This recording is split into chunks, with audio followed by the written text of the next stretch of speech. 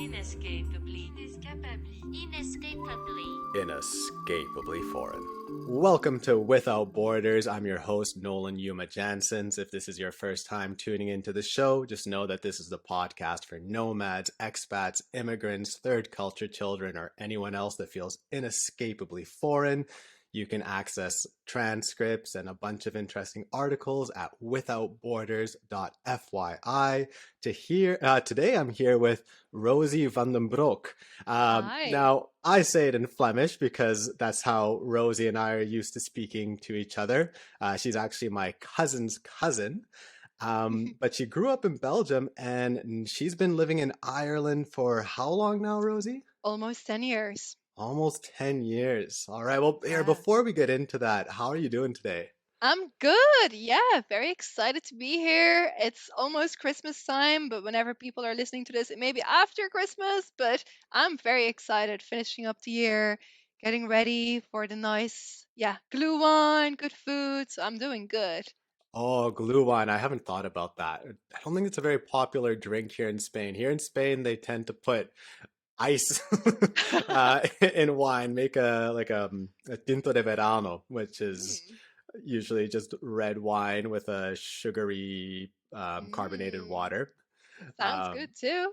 yeah, it's pretty good, but I do miss Yeah. glue wine. Yeah. Oh, I've been making it since November. So, yeah. Oh, nice. So Rosie, what have you been doing for work the past few years?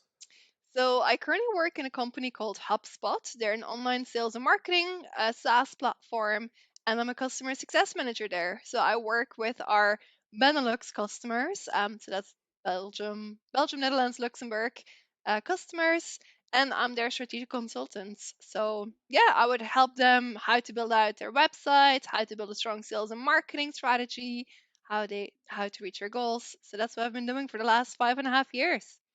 Awesome. And was it difficult to get or find work as a Belgian person in Ireland or? Honestly, really easy, especially because of the languages I have. So I speak obviously Dutch and then a little bit of French, and then obviously English as well. So honestly, in Ireland, because it's like the capital in Europe for tech companies, it's super easy to find work here if you speak Dutch. So I did start off in like a sales role, but sales is not at all my strength. So I very fast realized that customer success is more my thing. Ah, okay. Yeah. Okay.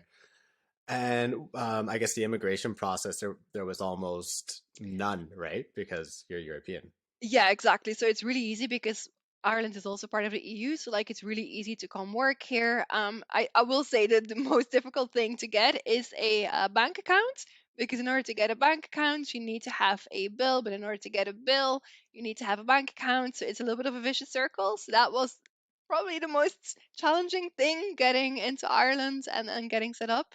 But other than that, it's super easy. Yeah, there's a Oh, huge expat community here. awesome. And does it seem like people, well, you're in Dublin, right? I'm in Wicklow, actually, Oh, south of Dublin. Yes. okay. Okay. And are people pretty open there to expats and Yeah. foreigners? Yeah. I will say though, I think about 10 years ago when I first moved here, it was not as like the expat community wasn't as huge yet. It was kind of like starting off. And like today, it's really like you have such a big mix of different races, different cultures here in Dublin, but also in Ireland, actually. People are super kind, super friendly. So it's a really easy place to call home. Okay, nice. Well, when when did you come to Canada? Because that was around the time that you first moved to Ireland, right? I Yes. think that was a year into it or Yeah, something. exactly. Yeah, 9 years ago. I was in Canada, but yeah, 9 years ago. Pretty But much to the day. even then, I remember you just loved Ireland. Like it seemed like you Yeah. fell in love with it right away. hmm And a lot of people who I know who fall in love with the country right away, after 2, 3 years, they kind of have a different opinion.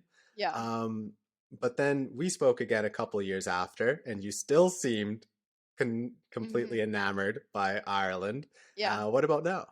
I still absolutely love it. Ireland really is my home. If I think about Belgium, Belgium is where my roots are, but it's not home. It's where my family is, but it's not home for me. Ireland is really where I make my home. So I Okay. still absolutely love it. Yeah, I think it's a weird thing because I think I was here about a day or 2 days, and I rang my mom and I told her, "This is it. I found my place. I'm gonna stay in Ireland," and I literally did. And I think it's also because, well, I never really felt at home in Belgium just because me and my mom, we moved around like 9, 10 times, I think, between like me being 3 years old until like I was 18. So I Mhm. never really had a home base in Belgium. And then when I moved to Ireland, it felt like something clicked. And yeah, that's it. Okay. Yeah, I guess that's something that we have in common. Like, of course, I also have many Belgian roots. Hmm. But I don't know if I've ever found a place that just clicked with me yet. I'm still searching, or I don't even know if I'm searching. I'm just moving. Yeah, I think you'll know when you know. It's, Yeah. yeah, yeah. It's an exciting part or thing to be like. I lived in Paris as well for a year, and even though I loved Paris to go and visit for tourism, I thought, oh, I'm gonna live in Paris. It's gonna be a dream come true, and I absolutely hated it.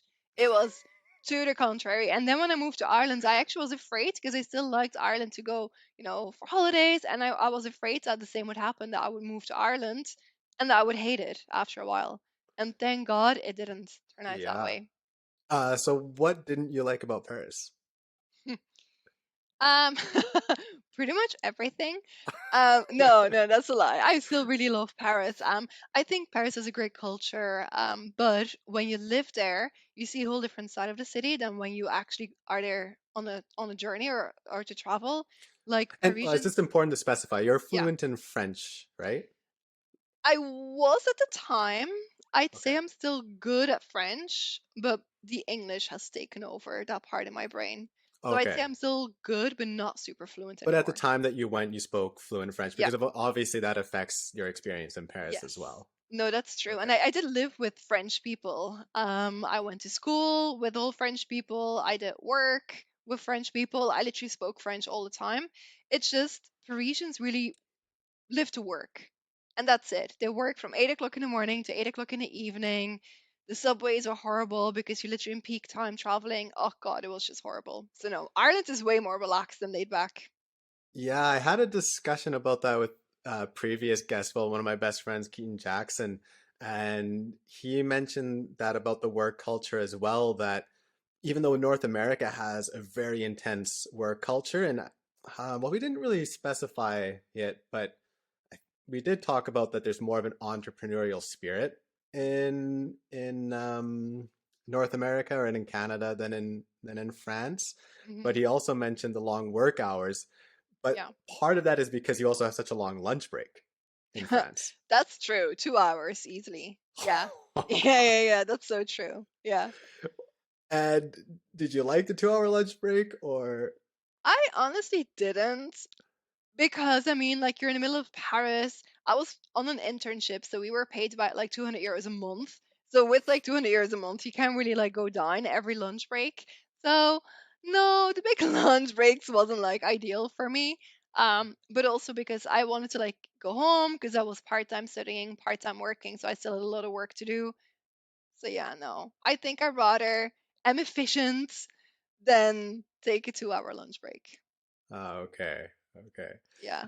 And what about compared to Belgium and Ireland? Because that's one of the things that I think makes Belgium stand apart from a lot of other European countries is the entrepreneurial spirit. Hmm. Like often when I have guests on the show that have lived in North America and then they go traveling around, they mention that they kind of miss, or at least they notice, how much more of this entrepreneurial spirit there is in North America. But that Hmm. is definitely not the case in Belgium. I find that in Belgium, like people are go-getters there Yeah. and there is so much business. And what I like about the business in Belgium is that it's not all corporate type business like in North Hmm. America. There's a Yeah. lot more local business. How do you feel about that? That is true. I think because Belgium is such a small country, it's so important that it works well cohesively between all different industries in the small country that it is, with like the 12 million people who live in Belgium. Mhm. Like, just to just give you the idea, Belgium is a fourth of the size of Ireland, but it's 12 million people, where Ireland is 4 times bigger than Belgium, but only has 4 million people. Yeah. So it's like it's a big difference, right? And I think I think the culture in Belgium when it comes to work it is a little bit similar to North America where we are we are go-getters. We are very efficient. We like structure.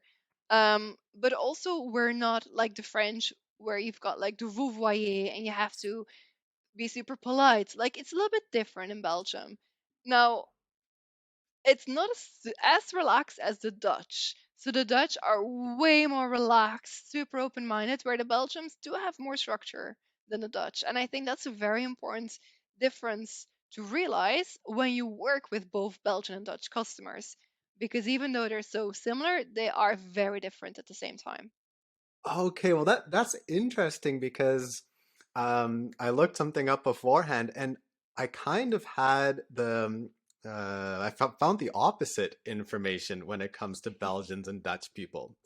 That well, both are very business minded, and both are very um, into structure to a sense, but what I read is that Belgians have more of a hatred towards government.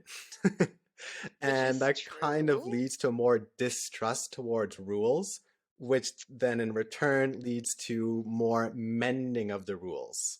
So you find that's not the case? You find Dutch Uh, people might be more likely to mend the rules than Belgians, or? It depends. It depends. No, okay, I'll definitely say Belgians are distrusting of government and politics and stuff like that. Like, we didn't have a government for 2, 3 years, I think, like about a decade ago. So we really, we're distrusting in that regards. But when it comes to business, I think Belgians are very straightforward. When we Hmm, want something, we know what we want, and like that's it. Like there's no discussion. Like this is what we want, you give it to us. Where the Dutch are more like open for conversation. They want to build a relationship. They want to have not just like a relation with like the product, but also the people who make the products. And so I think that's a okay. little bit different. Where for Belgians, it doesn't matter who they speak with on a monthly basis as long as the product works. So maybe that's where you are right in saying that they are distrusting in people because it doesn't really matter for them. Well, that's another thing that's interesting about Belgians and just Belgium in general. It's such a multicultural country, right? Well, especially Brussels. I mean, it's the capital of Europe in a sense, right? And Hmm. you have people from all around there. And when you go to Brussels, everyone you meet usually speaks at least four languages, Yeah, that's true. right? Yeah. But then on the flip side, you also have a lot of racism and xenophobia in Oh Belgium. gosh, yeah. And one thing that I read is that it could stem historically, that there's just a mistrust from foreigners because there's been so much foreign rule in Belgium, Yeah. especially the Spaniards, and Yeah.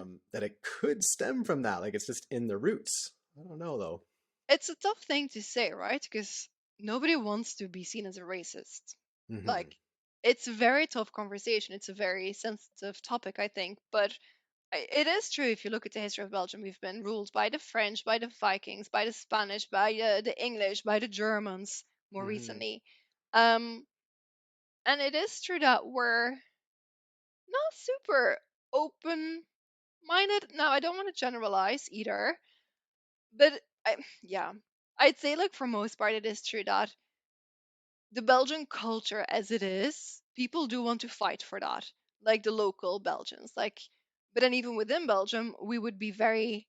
There is a difference between the Flemish and the Walloon. So the Flemish Hmm. speak Dutch, the Walloon speak French, and even though we're one country, and we will probably always stay one country because both parts of the country need each other to survive, there still is a very big difference. And like the Flemish are proud to be Flemish, the Walloon are proud to be Walloons. Yes. Um, yeah, it's a tough question to answer. Now that you've been out of Belgium for a while, and someone asks you, like, do you well, you mentioned that your roots are in Belgium. Do you still Yeah. feel like you're part Belgian, or do you feel more part Vlaming, part Flemish? Ah. No, I would always first say I'm Belgian. And then if people ask like where exactly from Belgium I'm from, I would say Flemish, so Dutch speaking. So no, I would definitely say Belgian. And also because I mean a lot of the best beer comes from the southern part of Belgium, it is in the Walloons. Yeah. So I don't want to say I'm only Flemish because again, beer is very important. Um Yes. So yeah. Well, I agree with you as well. I'm not a separatist in any Uh-uh. way, but I mean, there's sides of my family, which actually your family too, in a way, Yes. that are a little bit more separatist. I know. um, It's a different generation though, I think. I think it's is the it? generation of our parents Mhm. are more separatists, or like they prefer to say I'm Flemish versus I'm Walloon, where our generation, I think we're more together. Like we've got more that open-minded vision, Okay, well, I aside think. from our cousins, I don't know too many people, so that's good to know. Yeah. That's refreshing. Yeah, yeah. No, I think it's an interesting one because if you look historically, our grandparents were those that grew up during the World War, right? Hmm. And like the Second World War really had a big impact in Belgium because Belgium was really the center, like the epicenter of the war. So there was a lot of spare food, like there wasn't like it just wasn't a great lifestyle. And I think so our grandparents, even though they were kids when this was happening, they gave their fears, their mentality of we have to be careful and scarce with the food, they gave that to our parents. Our parents are still raised in that mentality of, we have to like protect what we have, we have to like protect the family. And I think that's where that they're not super open minded for other people because they saw so recently in their history like what happened, with unfortunately like the Germans taking over, where our generation were like the next generation after that, we don't have that direct relation with the Second World War or that culture that came with that. And I think we're Hmm. more traveled as well. Like we've got all those means and media to connect us on a more global level. Yeah, those are some really good points. Um, and then, well, I all of a sudden kind of had a notion towards your political orientation or how you feel towards Belgium by saying just one simple sentence. You said the North relies on the South and the South relies on the North, right? Hmm. Whereas separatists would more likely to say the South relies on us, right? All our tax money goes to helping the South, and we're the ones Oh, making the yeah, yeah. money. It shouldn't be that way. And I But we talked can't about do this on a without the South. They're the farmers. They've got all the goods, we need to eat. They've got the food yeah, and the beer. Don't yeah, forget about the beer. exactly, and that's current. And then of Yeah. course times always change. Yeah. There was a time when the South was the rich part of Belgium, right? True. True. All the castles. Yeah.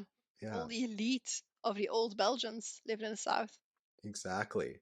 Well, I touched on this with Silvio in a previous episode as well, and then we kind of, well, I mentioned that I met someone, and he told me that he identifies more as a Vlaming, Flemish, as Okay. Belgian, right? And then I thought, ooh, all of a sudden, right?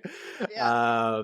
Well, I'm always open to different views. But then Exactly. it changed all of a sudden. He said, well, to be honest, I actually don't feel neither. I feel European. And then I was like, okay, this doesn't sound so separatist anymore. Hmm. And his idea was that to have something more like the United States, the United States of Europe, where all these autonomous regions would be separate, right? Like Hmm. Catalonia here in Spain, the Basqueland here in Spain. Yeah. I mean, France has countless examples like that too, Belgium. And what would happen if all these regions like split apart, but they were all unified as Europe? What do you think about that? Because I don't know how I feel about it yet. I'm still just discussing it and exploring the idea. I think it's a great question. I'm not a fan of it, and I'll tell you why. I think it's just the beauty of Europe that we do work as a European Union, but we keep our individual governments, cultures, money, in some countries at least. Like we have the euro in a lot of countries, but there's still like a lot of countries that have their own like currencies. I think it's the beauty of it that they stay true to their own culture, to who they are. Um, and I think if we would open it up to one united Europe, we'd lose a lot of that local culture. And not just that, I think even financially, it just doesn't work. We saw it like when we rolled out euro, everything became more expensive. There was like the European crisis, like Yeah. it was a bit crazy. And I think, yeah, no, I'm not a big fan of it. I like when sometimes it's good to let things be because they're beautiful the way how they are. We don't always have to change things and become more global. It's Hmm. sometimes nice to maintain each own's like individuality. Definitely. Well, I think the reason that this person mentioned having like the United States of Europe is because there are always these conflicts about locality within the countries, right? Like in Belgium, the Yeah. people's arguing, "Oh, why does our money go here?" Here in Spain, now a lot of Catalonians arguing like we make more money than people in the rest of Spain. And Hmm. well, there are other identity issues there as well, right? Yeah. It's Yeah. way more complex than that. Um, but I think the idea was that in that these issues might not happen if they are separate, right?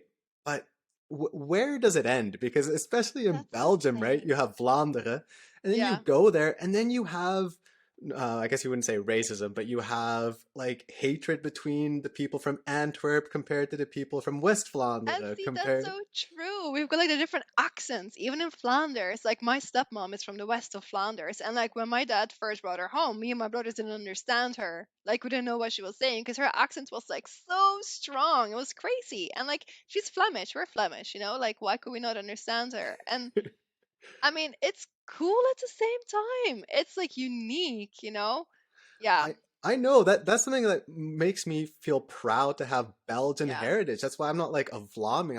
I'm so proud of the fact that we have so yeah. many different dialects from Me sometimes too. street to street. Yeah. But also the fact that we have different dialects from street to street kind of shows that you can't just keep breaking down and separating because where does it end? That's it. It And people ends will kind of in always this find something. archaic idea of kingdoms, right? And I mean, Yeah. come on, we're not going to go back to that. No, Uh, that's it. And like honestly, people will always find something to complain about. So let's find the beauty in the nice things instead of breaking something that works. yeah. Oh, Celebrate the good stuff. yeah. Um, oh, wait, just to tie something back into what we were talking about earlier, and that that was with the Belgians and the Dutch.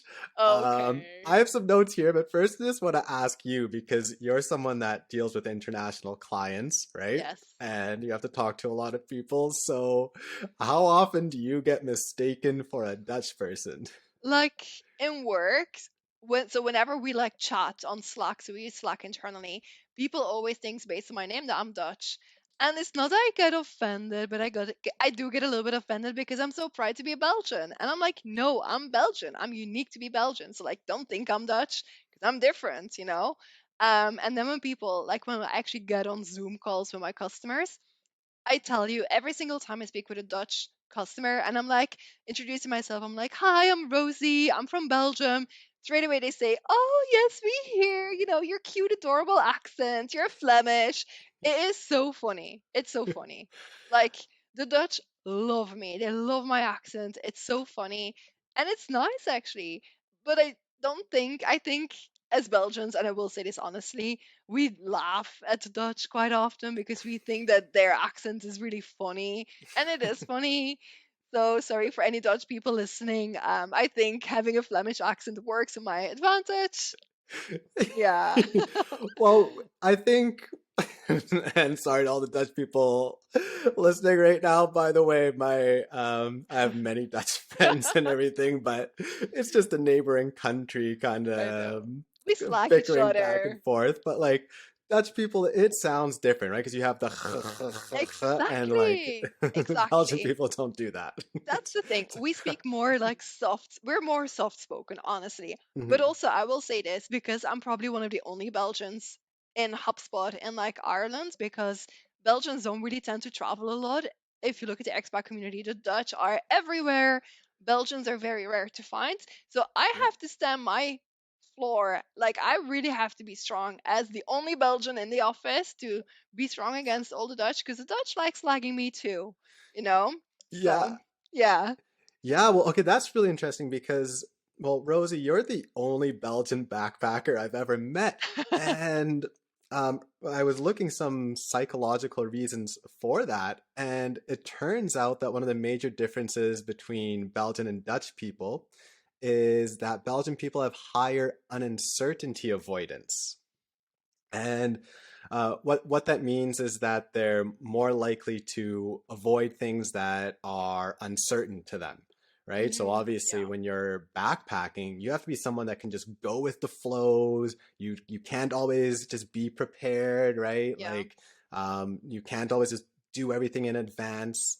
Whereas like Belgian people, when they travel, if they travel, because it's they don't travel as much as the Dutch, Hmm. everything has to be pre-planned, everything has Yep. to be prepared, and that's Yep. why you don't see Belgian backpackers and you Hmm. see Dutch backpackers everywhere. So true. So true. And I will say I'm guilty for that as well. Like whenever I do travel, I plan everything. And I really try to like leave room for, impromptu ideas, but I do really plan a lot of things. Yeah. Um, so I can totally relate to that Belgian aspect. However, it is true and it's a bit sad that like in Ireland, the Belgian community is very, very small. Like maybe there's a few hundred people in Ireland who are Belgian, and it's a bit sad, because you do want to relate sometimes to people back home Hmm. because you do have similar culture. But yeah, I do remember when we were backpacking, it was we were the rare people. Everyone thought we were Dutch, and we're like, no, we're Belgians. And so everyone was like, whoa, like Belgians who travel and like travel abroad.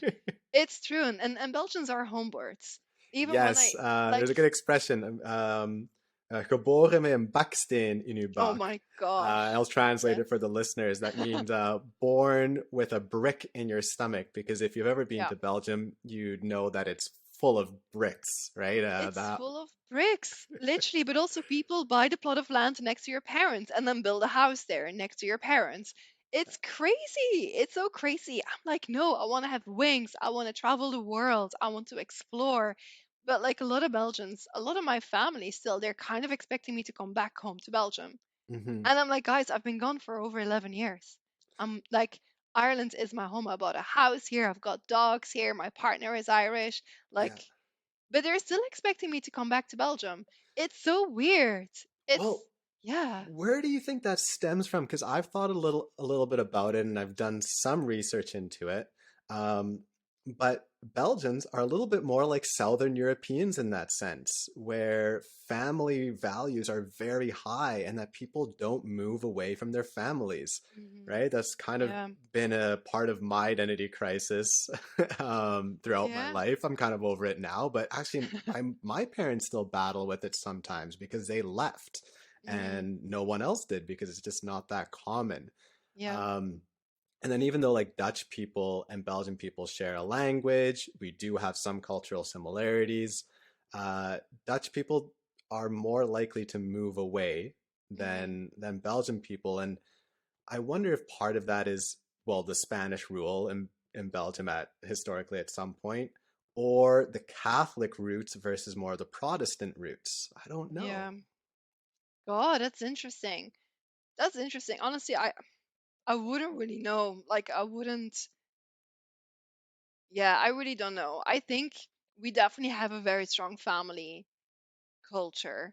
Hmm. If I look at my Dutch colleagues or Dutch friends here, I think they're like fine with their family, but they don't really care if they celebrate Christmas like at home with their family or if they are in New Zealand traveling. Yeah. Like that's kind of the impression I get from them. Where I think in Belgium, and even if I look at my family, they're all having Christmas with the families, Even my brother, he recently sold his house and bought a new house in the street of his parents-in-law just so they could literally be 5 houses away from my sister-in-law's parents so they can be closer with the kids. All her sisters live in the neighborhood and their kids are all going to be like living together. So I think family is a big thing for Belgians. Like, And yeah. what's it like in Ireland? Because that actually might rule out Oh, the Catholic influence idea. In Ireland, is it also very family orientated? yes. Yes. So Irish maybe it is a mommies. Catholic thing. Huh? Yeah, Irish mummies are it. This is cliche, and maybe it is actually true. Yeah, Belgium is also more Catholic, Roman Catholic. Ireland for sure is Roman Yeah. Catholic. Irish mummies are the heroes in the families here. Like Irish mummies rule the family. They really do. And families here in Ireland stay together. They go through everything together. They're there for each other. Now that I'm like dating an Irish man, I'm in their family, even though a lot of his family lives in America because they all emigrated back in the 70s to New York, New Jersey. But even them, they're 1 week into dating Matthew. They were all like send me friend requests on Facebook. All the uncles wanted to talk to me. Like family is a big thing in Ireland. And Hmm. actually, I like that. I really, really like that. And maybe it's also the reason why I'm happy to stay here is because I am part of an Irish family now. Hmm. Like, yeah, And I guess as a Belgian person, it might just be something that you're drawn to as well. Kind of a exactly. strange It's strange. juxtaposition though, because as a Belgian Yeah. person, you're attracted to being in a culture that's very family orientated, but Hmm. you also had to leave your family and move away to. Yeah. But that's interesting because even for people who don't know me, who are listening, so my parents are divorced when I was 3 years old. So I always lived with my mom. And even though like I went to my dad like few weekends here and there and like my two half brothers, we're not that close. So maybe that's something that I was looking for. And maybe that's also something I really like about Ireland is the fact that their family culture is so strong Hmm. and that I'm part of like my boyfriend's family. It's really nice and amazing. So maybe Yeah. we actually discovered something there. Yeah. Yeah. Well, I think there are a lot of similarities between Belgians and or Belgium and Ireland. I mean, both are super rainy as well. Yeah. Both are rather small, even though Belgium is smaller, as you pointed out earlier. Yeah. What are some of the main differences? Like, what are some of the, well, yeah, tell me some of the differences that attracted you to Ireland, and then maybe some Hmm. of the differences that were a little bit more difficult to Yeah. acculturate to, sorry. That's a good question. I think on surface, Irish people are super friendly, super welcoming. Literally, you walk around in Dublin City, you're holding like a map trying to find your way around.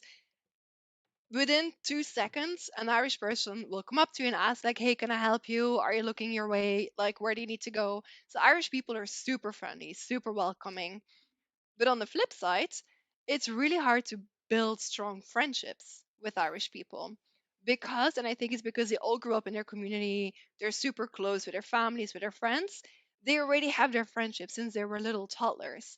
And then Mhm. for me as an expat to come in to that, it's really hard to break into a friend group that already exists. So what you see here in Dublin or in Ireland is that expats make friends with expats. And so you've got a lot of expat communities, but unfortunately, a lot of expats quite often leave after a few years. So you have to say goodbye to your friends. So I think that's still, honestly, for me, the biggest struggle is to build friendships with Irish people in Ireland, even though I'm here 10 years and even though I'm dating an Irishman. Interesting, because when I came Yeah. to visit you in Ireland, we hung out with mostly Irish people, right? Yeah. Yeah. And that was because of your dancing. Yeah. Yeah. Exactly. So, because I was part of the community, I was part of the dance community. We did swing dancing, blues dancing, you're part of the family there, and it was so much fun. For years I was part of like a big friend group, big dancing family, but the moment I stopped dancing, I never heard from them again. And it's the really sad honest truth, but I am not in touch with anyone from the dancing community, and it's really sad. And it's Yeah. literally the one thing that held us together was every week we go dancing together, and the moment you stop, there's nothing in common anymore. Uh, Isn't it sad? yeah, that is sad. But why Yeah. did you stop? Huh. That's the story for another time. Oh, But I okay. think the short version of that is because I was organizing a lot of these dance events, I was teaching as well. A lot of the responsibility was put on me, and it took away the pleasure of just attending a social dance event. And so I think the joy of it just disappeared because it was replaced by responsibility.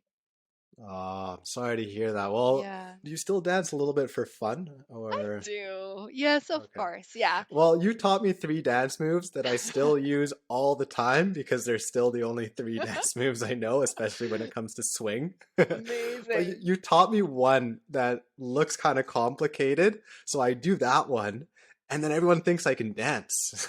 See? But then I That's can't. all. But it's all you need. You just need the confidence and like a few moves and you're good. Like, I'm happy to hear that. Yeah. Anyone who wants to learn how to dance, come to Rosie. Yes. Oh, well, I'm sorry that you're not part of that community anymore because they kind of fulfilled the best parts of Irish stereotypes for me. Because when we went to Inishbofin, right? Is it Yeah, yeah, Inishbofin? Inish Boffin. Yeah. But for the listeners who don't know, because most people don't know, it's a little island off the coast of Galway. Hmm. And whenever I mention that I went there, then I can immediately kind of form, well, a bit of a friendship, or I get a little bit of a spark from an Irish person because they're like, oh, wow, this guy just didn't just go to the mainstream places. We went to like this little tiny island, yeah, with 100 sheep and 5 people and one pub. One pub, and Yeah. well, your friends didn't, but we came so unprepared. We didn't have any food, so I just survived off Guinness, uh, because there was just a pub there with not much food. So I just had to drink Guinness and, well, Kilkenny once in a while. Yeah. It was Um, fun. It was a lot of fun. I remember we went actually drinking in Dublin the night before. We had to pack within 5 minutes because my friends was picking us up to drive over to Galway. I don't know if you remember. And then yeah, yeah. we we had like a sleeping bag, maybe one pair of clothes. Did we have like gummy boots or something? I don't know. I Like don't even think we had the boots. we were so unprepared. Luckily, someone had a tent that we could sleep in. Like it was Yeah. fun. It was a lot of fun. Oh, it was Yeah. incredible. And then just to return to the Irish stereotypes, was all of them were such good storytellers. Yeah. All of them could sing. All of Hmm. them could Play dance. music. Yeah. Yeah, and it was just really like this joyous atmosphere Hmm. and loud, joyous, like just Yeah. all the idea. Yeah. Um, We're all sitting around the bonfire on the cliffs. All the tents were like set on the cliff of the islands, and like we're all just like singing, dancing, drinking beer, telling stories. It's true. Like it actually is. That's like how the local Irish do it. Those who don't live Wonderful. in a big city, those who live on the countryside. Yeah. Yeah, it was Uh, great. It was actually really great. oh, I know. It was, yeah, still one of the better experiences of my life, one of the better trips. So thank you. Um, and then at the time, I was still used to calling you Yoka a True. little bit. So Yeah. let's get into that. Well, Yoka, how Hmm. do you spell it? You spell it like joke, Joke. Yeah. So when you live in Belgium or in Flanders, it is fine because it's a very typical Dutch and Belgian or Flemish name. But the moment I started traveling, people literally looked at me and they said, Joke? Huh? Who are you? I remember traveling to America, and the guy at the passport control, the American guy, literally looked at my passport, started laughing, Oh laughing. Oh my no. God, I was so embarrassed. And he's like, Oh, this is not a name. I was like, it is a name. He's like, no. I was like, yes. Like, my parents named me Yoka. Like, joke. Yeah. It was horrible, honestly. And like applying for jobs in Ireland, nobody replied. I'm serious. Like I sent my CV out, but of course, like they see it as joke. Like who is applying for a job? It's a joke, you know? yeah. So it really didn't work. And even when I lived in Paris the year before, people had difficulties pronouncing it. They were like Jacques, Jack, and then it became Jack. I was like, well, I'm a girl. I'm not a boy. So I asked my mom, and my mom used to sing me a song when I was a younger. It's about little Rosanne, and so it's a song about Rosanne and giving her roses. And so I thought about that, and I always really liked the song. So I said, okay, what about Rosanne? But Rosanne doesn't is still not very international. So I was like, Rosie. And as Yes. soon as I said Rosie, I felt like, yeah, I'm a Rosie. Rosie sounds good. Hmm. So I started like using it amongst like friends, playing around with it, seeing like I also sent like the same CV, by the way, this is interesting. Same CVs that I sent to the previous companies, changed my name, I got replies. Wow. So From the vast honestly, majority of them? yeah. Yeah, yeah, yeah. So That's it's like really an interesting. interesting thing. Yeah. So, I mean, honestly, poor people, like there's a huge amount of Indians in Dublin. Like, I feel for them if they do not change their names, for example, because apparently I can say like it still clearly impacts. Anyway, so people started like calling me Rosie, but then it was weird when I had to like people named me Rosie, but I had to sign my employment contract under Yoka. So it was like difficult there. So I decided, no, you know what? I'm going to change it. I love Ireland. I'm clearly going to stay in Ireland. I'm going to change my name officially. And so I did. But if, as a Belgian, you want to change your first name, you need to write a letter to the King of Belgium to ask for his permission to change your name. I'm serious. Oh Yeah. my. Sometimes I forget we have a king because it's such a joke in Belgium. Here, continue, but I have a quick digression here about the king because the way that Belgians think about their king is completely different than in England. Oh, yeah. It's just a True. big joke for us. Like I remember when we had to get our passports renewed in Canada, there was a flying consulate because there's not a consulate in Vancouver, so we had to come from, I forget if it was Toronto or Montreal. Wow. First hilarious thing is that they were set up in the back of a chocolate factory in Vancouver. So we go through the chocolate factory in the back to see the consulate, Oh and my then gosh. um, the picture of the king has to be in the consulate room, and Yeah. he just it was even hung up, it was just like on the ground, Fair. like behind a chair, and he's like moet ik this ophangen, like do I need to hang this up? And we're like, no, Yeah. don't worry about It's it. fine. Like, yeah, he's here. Yeah. Oh my gosh. Yeah, well, anyway, now that the listeners know, have a little bit more context about the king. Yeah. I'm just The sorry. king literally is like just a ceremonial thing in Belgium. It's Mhm. nothing more than that. Yeah. Although I Yeah, think a lot of us are still quite proud to be a kingdom, honestly. I think yeah, it's like this thing, that we are like, oh, we don't want to pay the tax to the king. But we actually do like the fact that there is a king. yeah. So yeah, Okay. I think so. I think so. What makes you say that? I mean, we celebrate like King's Day.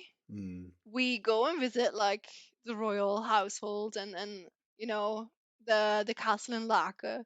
I think I think we're just not happy to pay for example the further family members of like the royal household, like those who really don't do anything, but like the king, in case of like a crisis, in case of the fact that we don't have a government, the king will be in charge and will actually like make sure that the country still like runs. yeah, So I think it's nice. yeah. Yeah. Okay. Yeah, Yeah. yeah. Yeah. But sorry, just I kind of brought us Oh on a yeah, yeah. different tangent there. So you had No to write a worries. letter to the king, Yes, and exactly. And then I got a reply from the king saying, yes, all right, I will approve you to change your name. Because I had to, explain it. And I said, look, Yoka is a pretty name in Flanders, but like honestly, in Ireland, they all laugh at me because they think I'm a joke. I literally wrote it like that. And the king was like, fine. I don't even know if he read it or like secretary read it, but like yeah. I got a reply from the king, with a signature. So it's really cool. Um, so I changed it officially. And then, fun story, the second time I went back to America, I went back to passport control in Ireland. I know you have to like do like your fingerprints and like your eye thing. It's all for security. And the guy's like, "You were here last time under a different name." And I'm like, "Yeah, do you have on record what my name was?" And he looks at it, it starts laughing, and it's like, "All right." He's like, "I get it. You go on." Gosh, yeah. Oh, so the process was pretty easy then, or? It was about 6 months, because your birth certificate has to be changed, all your paperwork and documents have to be changed. Also in Ireland, and you have like your personal tax number, all the cards, everything needed to be changed. But yeah, now that everything is changed, it's fine. I think it was maybe a year of running around and getting all the paperwork done, translated as well for Ireland. Oh, so You it did know, take a year. yeah, Oh, yeah, that's not easy then. Okay, that's a process. yeah. It is a process. Yeah. Okay. And how does your family feel about it now? My mom's side of the family is more open-minded. They call me both. They call me Rosie Joke. Okay. So like it works. Like even my grandma, she writes in the Christmas cards Rosie Joke. So it's like it's cute. They do like both. My dad's side of the family, no, very stoic, very stubborn. I'm And still Joke. what do our cousins call you? So, listeners, I think I mentioned this at the beginning, but Yeah, Rosie's my cousin's cousin. yeah. So yeah. Uh, I think so. I think Louis and Floor still call me Yoko when they talk about me, like in Belgium. But when they were here with my boyfriends, Mhm. they do try and say Rosie because obviously Matti knows me as Rosie. He also knows that my name was Yoko before. But so when they're here, they try and like really be like, "Oh, Rosie, Rosie," Okay. but you can see that it's not like it doesn't come natural. Yeah. Um, but my best friends, though, so I've got two really good friends in Belgium. I also went backpacking with them, and we explored Ireland together. Oh, okay, so there are when we three were Belgian eight. backpackers Yes, in the world then. yes, three of us. So they actually are very cool to call me Rosie, and they've pretty much the day that I changed my name, they also changed it. They super respected it, and they call me Rosie, and it's really really cool from them. Yeah, Oh, so okay. it's a bit of a mix, I'd say. Nice. Yeah. All right. So anything else that you want to touch on when it comes to your identity that makes you feel Irish now? Well, also for me, we haven't spoken in quite a while, I and I'm know. sitting here with a big smile because I just love hearing your Irish accent. Do I have an Irish A accent? little bit, like some of the words they come out, and I'm like, oh yeah, that's Irish. I love it. I mean, full disclosure, I don't know if you remember, but when I first moved to Ireland, my English was shit. Absolutely shit. It barely existed. In school, I know in Belgium we learn English.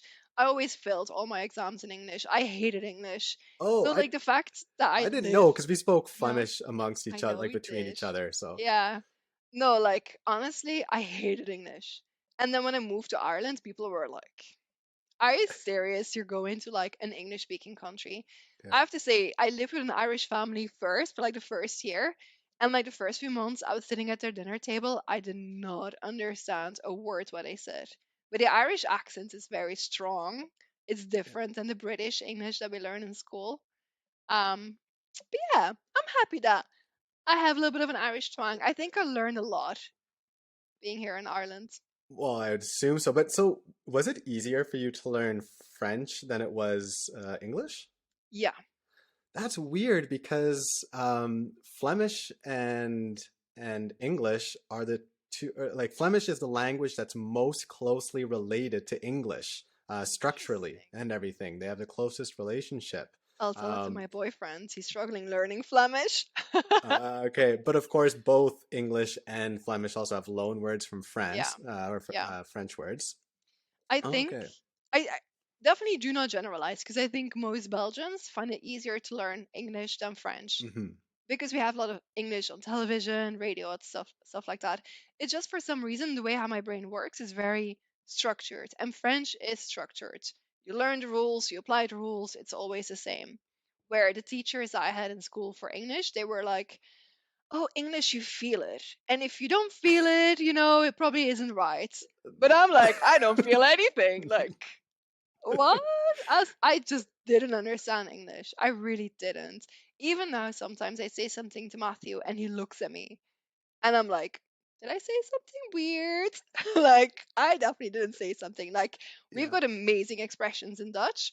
And so, one expression that I really like saying is, I fell with my ass in the butter. Say it in Flemish? I don't know if I've heard Ik it. val met mijn gat in de boter. I don't think I've heard that one. Okay, so No, what does that it, mean? it means that like you're super lucky. Like if you fell with your Oh. ass in the butter, you're super lucky. But Matthew's like, what are you talking about? Like, yeah. So sometimes I do translate literally, and it doesn't make any sense. Right. Is there a good English expression for being that lucky? You know? Because in Spanish you have one with the butt too. Oh yeah, Tienes un flor en el culo, which means you have a flower in your butt. I love that. Me That's too. nice too. Love it. I don't know actually if there's one. And yeah, I'll think about that one. But like, in Ireland or like something that they do a lot is for example, like they say it's grand. Everything is grand. Oh yeah, So yeah, yeah. it's interesting because everything is grand. The Irish are very relaxed, very like laid back. But then if something is wrong, you don't know because they still say it's grand, Oh really? you know? And so it's really hard to know, like are you happy or are you not happy? Are you in pain or you're not in pain? Like is there something wrong or not? So because everything is grand. Yes, well, that connects to a note as well that I have here, and that was uh with when they did it's called AMS, acute Mediterranean syndrome. And it pretty much just comes down to that Mediterranean people are more likely to like be very boisterous when they're in pain and admit that they're in pain. And one of the studies they did was between Italians and Irish people. Now, I don't think Irish people is the fairest example because I think Irish people are tough as fuck, right? If you Look at look the at their rugby. rugby, Gaelic football, Hmm. I mean, hurling, I mean, you don't tackle people, but you still gotta be pretty damn tough to be able to hurl and everything. Yeah. Um, yeah, so do you feel like Irish people are both physically and emotionally tougher than Belgians, maybe, or just Um, people, most people in general? I'd say physically 100%. No offense to the football players. I know the World Cup literally just happened. Football players, and especially if you look at the Belgian football players, you kick them in like the leg and they're falling on the ground. They're crying like babies. It's crazy. Irish rugby, man, they play. They have no protection anywhere. They have like no ball protection, no shoulder protection, no nothing. They fight. They go hard in it. They get hit. They get blue eyes. Like their ears are almost ripped off. They're grand. They just keep playing. Yeah. It's mad. Like that difference is insane. But emotionally tough. So like physically tough, yes. Irish are very physically tough. When it comes to the emotional side of things, I don't know. I think I think we have to look into the gender.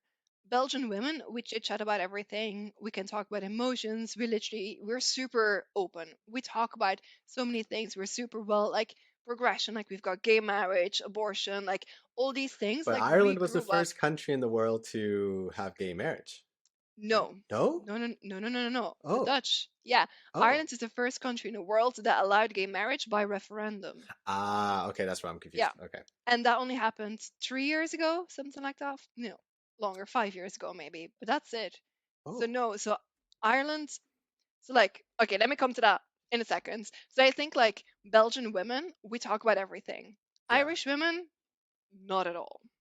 Like, I remember trying to talk to Irish women about like birth control because I think it's super important. It's Hmm. like a topic that we need to talk about. Like going on like your yearly check with like the gynecologist, super important as a woman.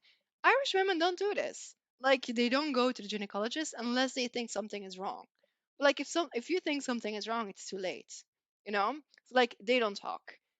Belgian men, I think Belgian men don't really talk about emotions. I don't think Irish men do either. So I think that's like more of on a man scale. Yeah. But like talking about like the progression, right? So Belgium, I grew up with abortion being legal. Obviously, like there's guidelines, right? Like you can't do it like after 3 months. Like there's all these legal guidelines. Let's not go into that. But like we have gay marriage, abortion is legal. Like we've got birth control. Like we've got like all these like progressive things. Yeah. Ireland comes really from a very strong Catholic background. They're also an island, so there isn't a lot of crossover from like other cultures. So you do see that they're slower in adjusting or being slower in being open minded to talk about these topics. And that really, for me, sometimes is difficult because I'm more used to talking about things, even Hmm.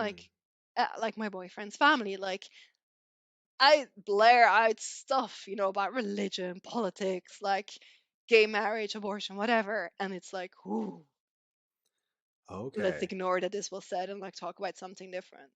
So it's different. And what about progressive attitudes towards mental health? Because just from the languages that I speak and the amount I've traveled, I usually associate English speaking countries with being a little bit more progressive when it comes to mental health, but it's not the case in. Not in Ireland. No. I Okay. think they're working towards it. There's it's a conversation that's being discussed more often. But like a small thing, for example, we bought a house, right? So we've got a mortgage insurance. But if one of us would commit suicide, too bad. It doesn't count. So the other party will have to continue paying. Where in Belgium, I mean, if you commit suicide, like it's a horrible thing to happen. So Hmm. like of course the other party shouldn't continue paying. It's small things like that, but I think there's still a huge improvement that Ireland can do in regards to mental health. Interesting. I don't know anything about that. I don't know what the rules are here in Spain or Canada in regards to that. Okay, I'm Yeah, curious. yeah. If any listeners know any information, please go to withoutborders.fyi and send me a message or comment on this episode on whatever platform you're listening on. I know. Ah, It's okay. such a dark topic, but I think it's so important to talk about mental health, you know? Like Of it course. really is. Yeah. Yeah. Yeah. But I think our generation is definitely starting to realize that a bit Yeah, more and it's um, becoming less taboo. exactly. Now, here, this is a question that I ask most people, well, everyone that's bilingual or multilingual on the show. what part, or have you changed your identity to learn English? Because a lot of polyglots say that you have to kind of form a different part of your identity when learning a new language, because of course, language, culture, Hmm. identity, they're all intertwined. Interesting. I think my tone of voice is different, or at least people say that I speak different when I speak English than when I speak Flemish. So I think the tone of my voice, my intonation is different. Um, I don't know. That's a very interesting question. My gosh.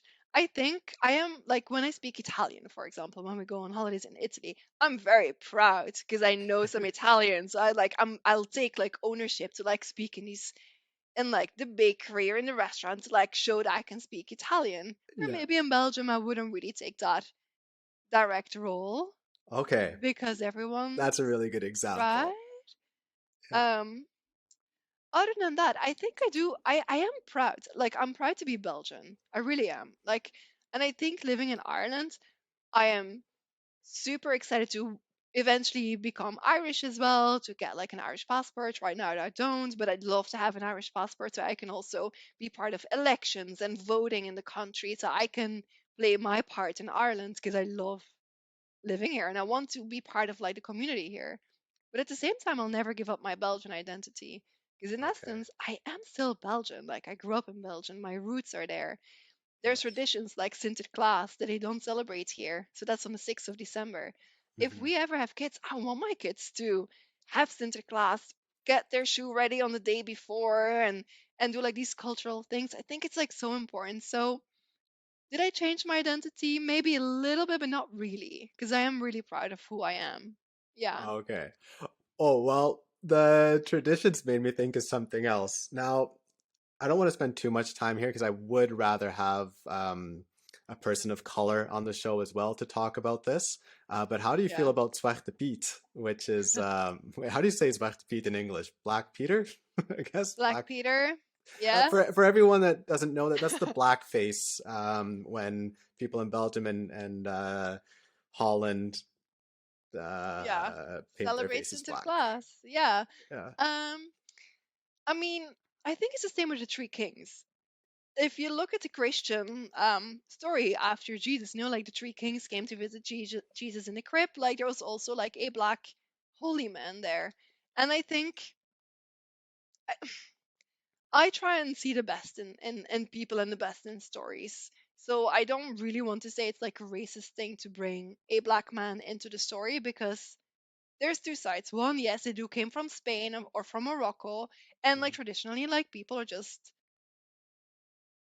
darker there because Yeah. that's where they're from. Were they enslaved to help? I hope not. If they are, I really do apologize for Well, any that's slaves the because I, argument people always yeah, use, right? They I say, know "Oh, it brings up," but the thing is, the only people I've ever heard really hate on it are North Americans who don't know anything about about the the Belgian tradition or the culture or the Dutch story. culture, and they say, "Oh, but That's the it brings up painful thing. memories of colonialism," And like, right? And I'm like, "Well, I I've don't spoken think to some that's the black people in case. Belgium, and they've never mentioned that to me. They've never See, that's mentioned the that it thing. hurt them. So I don't know." Exactly. I really don't think so either. I think it's just because they came out of Spain and like Morocco, because that like Hmm. essentially Sinterklaas doesn't just bring like toys or goods. It also brings like the mandarins and oranges. And where they come from Africa. Hmm. So like it's logical that those people kind of bring them with. And then the second thing is those men also jump through the chimneys, and the chimneys are dark, Yes. so Yeah. it like darkens like the hands and unlike your skin because you're going through the chimney. Yes. So I would like to see it in like the positive side of the Yeah. story. I never thought about it as the Zwarte Pizza or like the Black Peters like were slaves or helping Sinterklaas. Like I Yeah. always, even as a child, I saw it as they were helping him. Yeah, definitely. So And I feel the same way. yeah, And I mean, if any listeners on the show right now are people of color and they don't agree. you tell me this hurts me, this tradition brings up painful memories, then I would be 100% on that side and say, okay, fuck this tradition, we need to stop it.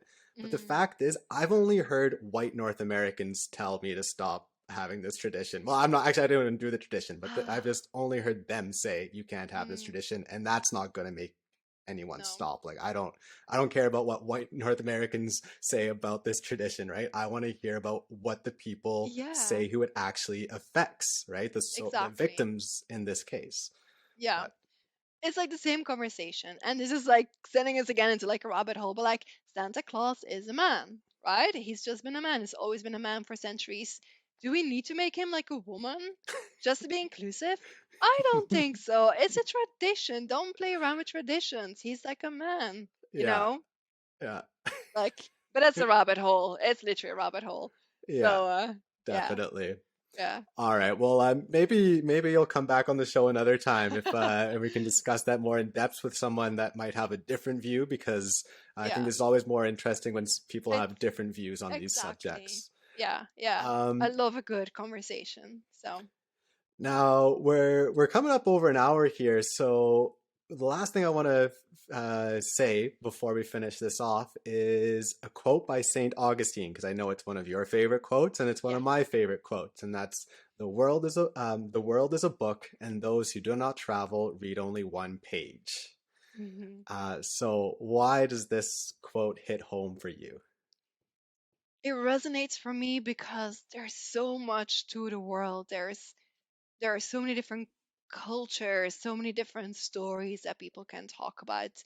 There are so many different beautiful places. There's gorgeous nature all around. And Belgium, for example, is only such a small country and it has gorgeous nature, gorgeous cultures, different dialects in the country, but it's not just Belgium. Like there is so much more to the world. And I really think that if you want to have a great vision of the world and you want to talk to other people who have different opinions, you need to like go out there and explore and travel in order to meet these people.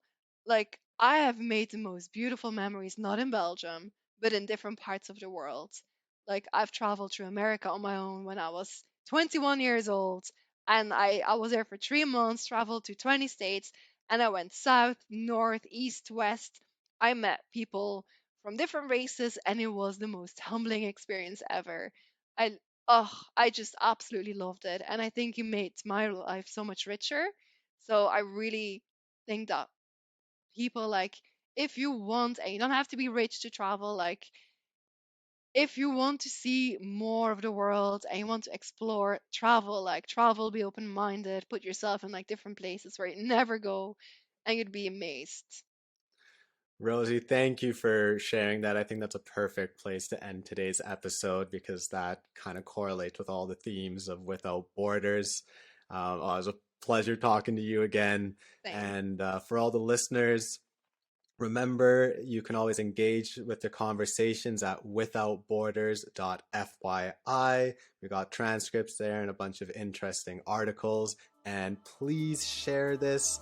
Please consider becoming a paid subscriber at withoutborders.fyi, because, well, that's the only way I can keep this going. And I really hope you tune in next time.